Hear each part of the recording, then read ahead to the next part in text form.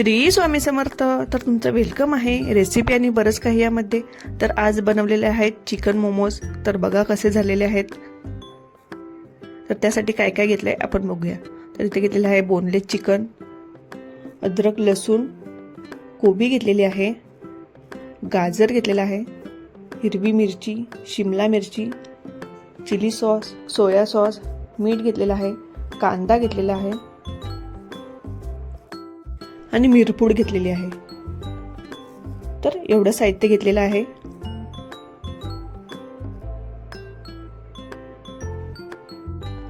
तर सगळे व्हेजिटेबल आणि चिकन स्वच्छ धुवून घेतलेलं आहे.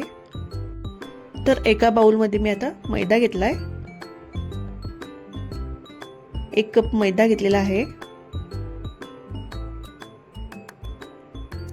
तर चवीनुसार मीठ टाकायचं आहे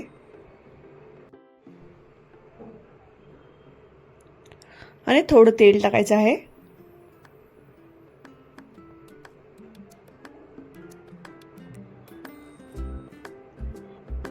चांगलं मिक्स करून घेते.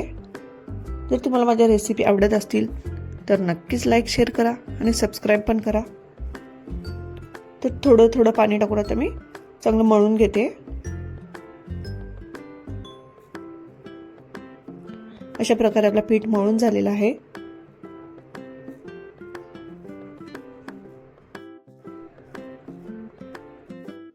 आता हा पीठ आपल्याला 15 ते 20 मिनिटं बाजूला ठेवायचा आहे.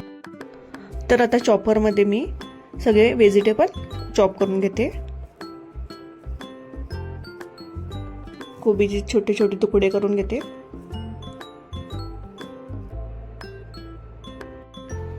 मुलं असे व्हेजिटेबल पण खात नाही, तर असे त्यांच्या पोटात पण जाईल. आता ते मी चॉप करून घेते कोबी.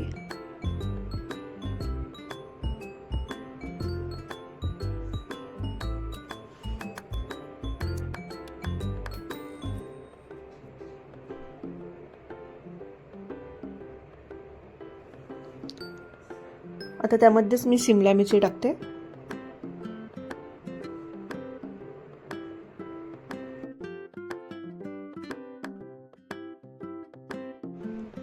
अशा पद्धतीने छोटे तुकडे करते, म्हणजे करायला सोपं जाईल.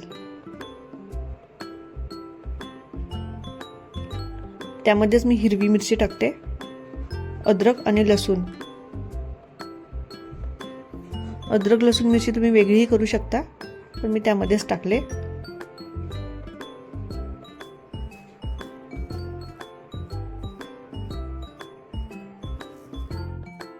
तर आपली आता कोबी आणि शिमला मिरची चॉप झालेली आहे. तर त्यामध्येच मी आता कांदा टाकते, गाजर हे पण चॉप करून घेते.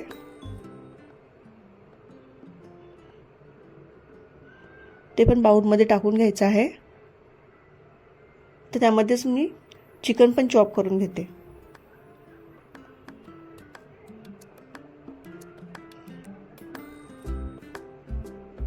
तर मार्केटमधून तुम्ही चिकनचा खिमा पण आणू शकता. तर कढईमध्ये मी अर्धा चमचा तेल टाकलेला आहे.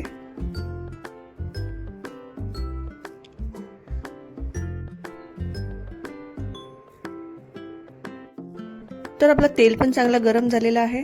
तर त्यामध्ये पूर्ण व्हेजिटेबल टाकायचं आहे.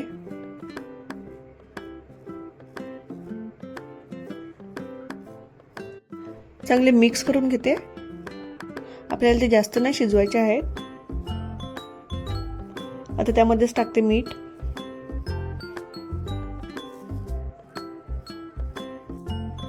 चिली सॉस टाकते. अर्धा चमचा चिली सॉस टाकलाय, अर्धा चमचा सोया सॉस,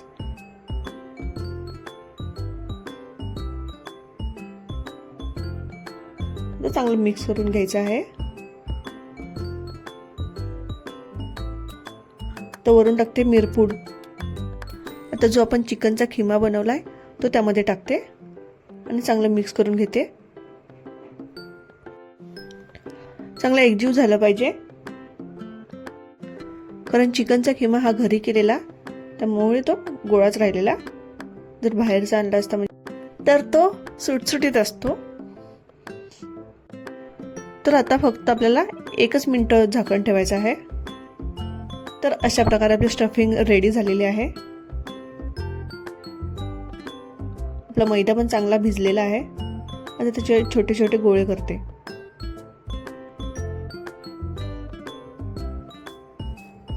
अशा प्रकारे गोळे करून घेते. आता आपल्याला त्याची पुरी लाटायची आहे.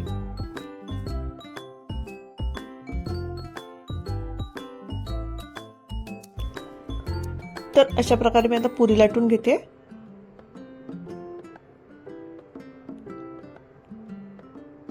सगळ्या पुऱ्या लाटून घेते. तर आपल्याला आता पुरीमध्ये स्टफिंग भरायचं आहे.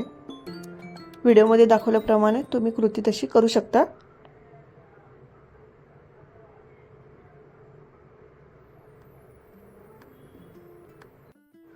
तर तुम्हाला अजून कोणती रेसिपी बघायला आवडेल नक्कीच कमेंट्स करा.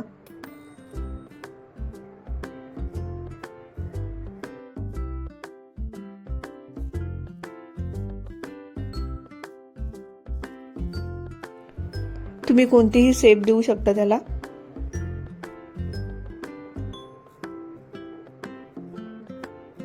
आता इथे मी मोदकचा शेप देते.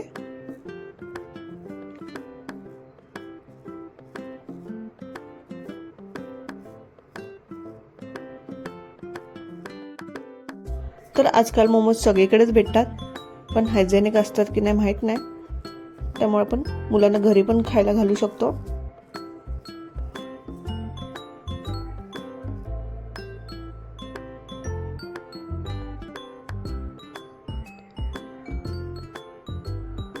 तर अशा प्रकारे मी सगळे मोमोज करून घेते.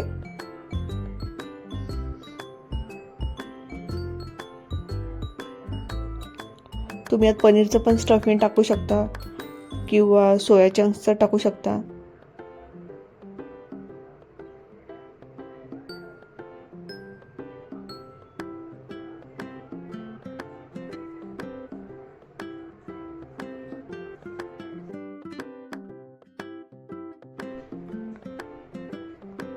तर अशा प्रकारे आपले सगळे मोमोज झालेले आहेत.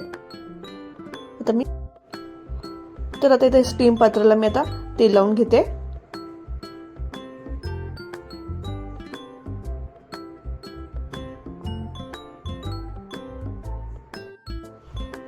आता एक एक करून आपल्याला मोमोज त्यामध्ये ठेवायचे आहेत.